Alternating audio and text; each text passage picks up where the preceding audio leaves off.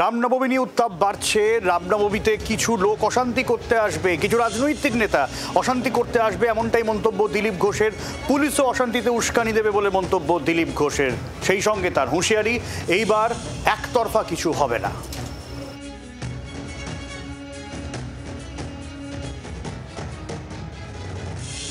রামনবমী তো হয় প্রতি বছর, বাড়ছে এটা একটা, বাড়ার এটাও একটা কারণ, দুর্নীতির বিরুদ্ধে মানুষ লড়াই করতে চায়।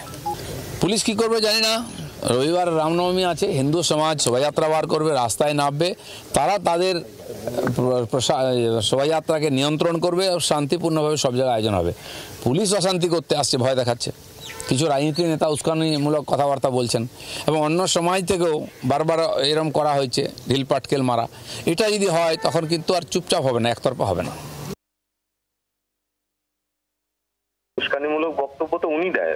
রামনবমীর মিছিল নর্মাল শান্তিপূর্ণ মিছিল হবে, পুলিশ প্রশাসন দেখবে। আমাদের সমস্যা হলো মুঙ্গের থেকে যেটা অস্ত্র নিয়ে এসেছিল সেরকম যদি না হয়, পুলিশ প্রশাসন সেদিকে নজর রাখছে। এই বিজেপি তো এই সংস্কৃতি মানে আরম্ভ করেছে যে ডিজে বাজিয়ে অন্যের উপাসনা স্থলে গিয়ে, এই মসজিদের সামনে গিয়ে ডিজে বাজিয়ে নাচানাচি করা। এগুলো যদি না হয়, আমাদের চৈত্র মাসে প্রত্যেকটি পাড়াতে কখনো মঙ্গলবার বা কখনো শনিবার শীতলা পুজো হচ্ছে, কোনো অসুবিধা হচ্ছে না।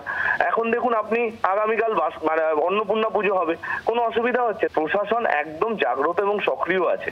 এই ধরনের কাজ করতে আসবে যারা, তাদের প্রশাসন ঠিক ব্যবস্থা নেবে। দিলীপ ঘোষ বুঝতে পারবে রামনবমীর দিন শান্তিপূর্ণ মিছিল আমরাও চাই, শান্তিপূর্ণ মিছিল হোক, কিন্তু দিলীপ ঘোষ খুব বেশি হলে ডিজে বাজিয়ে একটু নাচানাচি করুক।